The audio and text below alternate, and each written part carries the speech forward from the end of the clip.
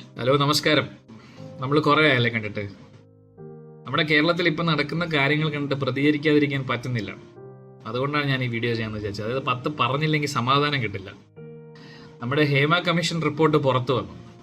ആ റിപ്പോർട്ട് പുറത്തു വന്ന കാലം തൊട്ട് ഇന്ത്യൻ സിനിമയിൽ നിന്നല്ല, ലോക സിനിമയിൽ തന്നെ അഭിമാനത്തോടു കൂടി നമുക്ക് എല്ലാവർക്കും പറയാൻ പറ്റുന്ന ഒരു ഇൻഡസ്ട്രി ആയിരുന്നു മലയാളം ഫിലിം ഇൻഡസ്ട്രി. ആ ഇൻഡസ്ട്രിയെ കുറിച്ച് എന്ത് മോശമായ രീതിയിലാണ്, എന്ത് വൃത്തികെട്ട രീതിയിലാണ് ഇപ്പോൾ നമ്മുടെ ചാനലുകൾ റിപ്പോർട്ട് ചെയ്തുകൊണ്ടിരിക്കുന്നത്. എന്ത് മോശമാണ്. നല്ല ഡയറക്ടേഴ്സായിട്ട്, നല്ല സ്ക്രിപ്റ്റ് റൈറ്റേഴ്സ് കൊണ്ടും ടെക്നീഷ്യൻസ് കൊണ്ടും സിനിമകൾ കൊണ്ട് സമ്പന്നമായിട്ടുള്ള ഒരു ഇൻഡസ്ട്രിയെ നശിപ്പിക്കുകയാണ്, അടപടലം നശിപ്പിക്കുകയാണ്. ഞാൻ മനസ്സിലാക്കുന്നത് 200 പേജുകളിൽ കൂടുതലുള്ള ഒരു റിപ്പോർട്ടാണ് ഹേമ കമ്മീഷൻ റിപ്പോർട്ട്. ഈ റിപ്പോർട്ടിൽ എന്താണ് പറഞ്ഞിരിക്കുന്നതെന്നോ, എന്താണ് പരാമർശിക്കുന്നതെന്നോ ഏതെങ്കിലും ഒരു ചാനൽ, ഏതെങ്കിലും ഒരു മീഡിയ ഇതുവരെയും ചർച്ച ചെയ്യാൻ തയ്യാറായിട്ടുണ്ടോ? ഇല്ല. നേരെ മറിച്ച് കുറ്റാരോപിതരായിട്ടുള്ളവരുടെ വീടുകളിലും അവരുടെ കുളിമുറികളിലും അവരുടെ കട്ടിന്റെ അടിയിൽ വരെ ക്യാമറയും കൊണ്ടുപോയി നിൽക്കുക. അതാണ് ഇപ്പോൾ നിങ്ങൾ ചെയ്യുന്ന വൃത്തികെട്ട മാധ്യമ പ്രവർത്തനം. ഇതുമായി യാതൊരു ബന്ധവുമില്ലാത്ത ഒരു സംഘടന, ആ സംഘടന എന്തുകൊണ്ട് പ്രതികരിക്കുന്നില്ല? അവരാണോ നിയമം? അല്ലല്ലോ. പ്രതികരിക്കേണ്ടത് സർക്കാരും നിയമ സംവിധാനങ്ങളുമാണ്. അവരുടെ പുറകെ നിങ്ങൾ പോകില്ല. കാര്യം എന്നറിയോ? ഫേസ് വാല്യൂ ഇല്ല. സെലിബ്രിറ്റികളുടെ പുറകെ പോയി അവരുടെ ഫേസ് വാല്യൂ വിറ്റ് കാശാക്കി TRP ഉണ്ടാക്കുക മാത്രമാണ് നിങ്ങളുടെയൊക്കെ ഉദ്ദേശം.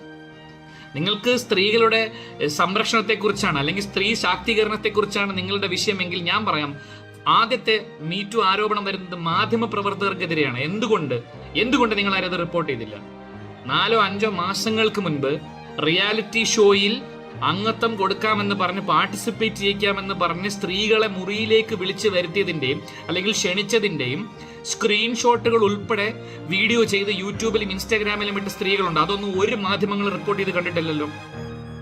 ചെയ്യില്ല. കുടുംബത്തിലേക്ക് ക്യാമറ വയ്ക്കാൻ നിങ്ങൾക്ക് പേടിയാണ്. ഇതൊക്കെ പോട്ടെ, ഇപ്പൊ നമ്മുടെ കേരളത്തിൽ മുൻനിരയിൽ നിൽക്കുന്ന ഒരു ന്യൂസ് റീഡറുടെ, ചാനൽ ചർച്ച അവതാരകന്റെ, അയാളുടെ പ്രശ്നം കാരണം ആ ചാനൽ വിട്ട് മറ്റൊരു ചാനലിലേക്ക് പോയി ഒരു ചേച്ചിയുണ്ട്. ഇതൊന്നും ഒരു ചാനലുകളും റിപ്പോർട്ട് ചെയ്തിട്ടില്ല. ഇതൊക്കെ നമുക്ക് അറിയാവുന്ന സത്യങ്ങളാണ്. സ്ത്രീകളെ ശല്യം ചെയ്തതിന്റെ പുറത്താക്കിയ ചാനൽ ഹെഡുകൾ എനിക്കറിയാം. ചാനലിൽ ജോലി ചെയ്യുന്ന ആൾക്കാരെ എനിക്കറിയാം. കംപ്ലൈന്റ് ചെയ്തതിന്റെ പേരിൽ പുറത്താക്കിയ സ്ത്രീകളെയും എനിക്കറിയാം. അവിടെ ഒന്നും നിങ്ങളുടെ ഒരു ഇടപെടലുകളും ഞാൻ കണ്ടില്ലല്ലോ, അല്ലെങ്കിൽ ഞങ്ങൾ ആരും കണ്ടില്ലല്ലോ. നിങ്ങൾക്ക് സെൻസേഷൻ വേണം. അതിന് ഈ പറഞ്ഞ ആൾക്കാരുടെ പുറകെ പോവുക, രാവിലെ തൊട്ട് വൈകുന്നേരം വരെ അത് മാത്രം ചർച്ച ചെയ്തുകൊണ്ടിരിക്കുക. അങ്ങനെ ഒരു നല്ല ഇൻഡസ്ട്രിയെ നശിപ്പിക്കുക. ഇന്ന് നിങ്ങൾ ഈ ആരോപിതരായിട്ടുള്ള പേരുള്ള പല സിനിമകളും മുടങ്ങിപ്പോയിരിക്കുകയാണ്. ആ മുടങ്ങിപ്പോയതുകൊണ്ട് ആർക്കാണ് നഷ്ടം എന്നറിയാവോ? ഇതിൽ വർക്ക് ചെയ്യുന്ന പാവപ്പെട്ട ടെക്നീഷ്യൻസിനാണ്. പല പ്രോജക്റ്റുകളും ക്യാൻസലായി. കാരണം എന്താണ്? നിങ്ങൾ ഈ റിപ്പോർട്ട് ചെയ്ത് ഇൻഡസ്ട്രിയെ നശിപ്പിക്കുന്നുണ്ട്. അതുകൊണ്ട് നഷ്ടം ആർക്ക് സംഭവിക്കുന്നു? ഈ പറയുന്ന ടെക്നീഷ്യൻസിന്, അവിടെ മെസ്സിൽ ജോലി ചെയ്യുന്ന ചേട്ടന്മാർക്ക്, ചേച്ചിമാർക്ക്, ക്ലീനിങ് സ്റ്റാഫുകൾക്ക്, അന്നുള്ള ഡെയിലി വേജസ് മേടിച്ച് ജീവിക്കുന്നവരുടെ ഒരു ജീവിത മാർഗമാണ് നിങ്ങൾ നശിപ്പിച്ചുകൊണ്ടിരിക്കുന്നത്. കുറ്റം ചെയ്തവർ ശിക്ഷിക്കപ്പെടണം എന്ന് തന്നെയാണ് എനിക്കും അഭിപ്രായം. പക്ഷേ നേരം വെളുത്ത് 7 മണി തൊട്ട് രാത്രി 12-1 മണി വരെ നിങ്ങൾ ചർച്ച ചെയ്തുകൊണ്ടിരിക്കുന്ന ഇത് മാത്രമാണ്. ചൂരൽമല എന്ന് പറഞ്ഞ സ്ഥലം നിങ്ങൾ മറന്നുപോയാ? വയനാട് 7-8 ദിവസം കഞ്ഞി മേടിച്ചത് അത് വെച്ചിട്ടാണല്ലോ. അവിടെ ഇപ്പൊ എന്താ നടക്കുന്നത്? അവരുടെ ആവശ്യങ്ങൾ എന്താണ്? ആരെങ്കിലും ചർച്ച ചെയ്യുന്നുണ്ടോ? അർജുൻ എന്ന് പറഞ്ഞൊരു മനുഷ്യനെ കുറിച്ച് നിങ്ങൾ മറന്നുപോയോ? 7 ദിവസം നിങ്ങളുടെ ലൈവ് അന്നമായിരുന്നു അവൻ. എവിടെ? എന്ത് സംഭവിച്ചു? നിങ്ങൾ എന്താ റിപ്പോർട്ട് ചെയ്യാത്തെ? സെൻസേഷൻ പോയി.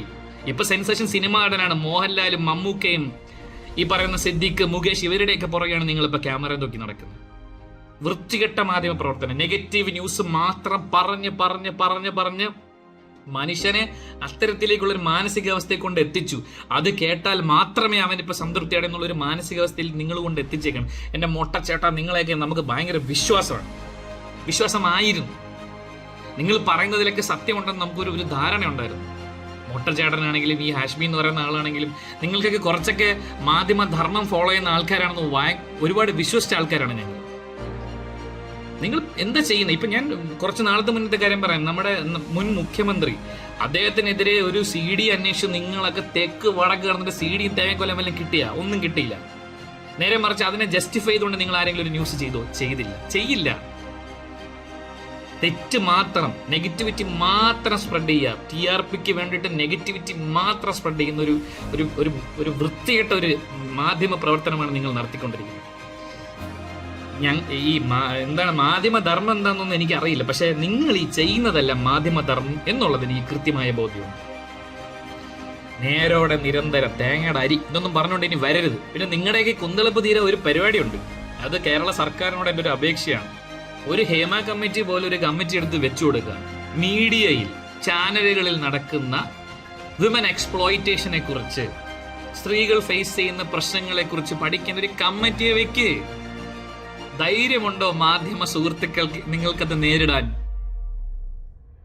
ധൈര്യമുണ്ടെങ്കിൽ അത്തരത്തിൽ ഒരു കമ്മിറ്റിയെ ഫേസ് ചെയ്യാൻ നിങ്ങൾ തയ്യാറാവൂ. ആദ്യം നിങ്ങൾ സ്വയം നന്നാവൂ, എന്നിട്ട് ബാക്കിയുള്ളവരെ നന്നാക്കാൻ നടക്കുക. കേട്ടോ? മാധ്യമ ധർമ്മം.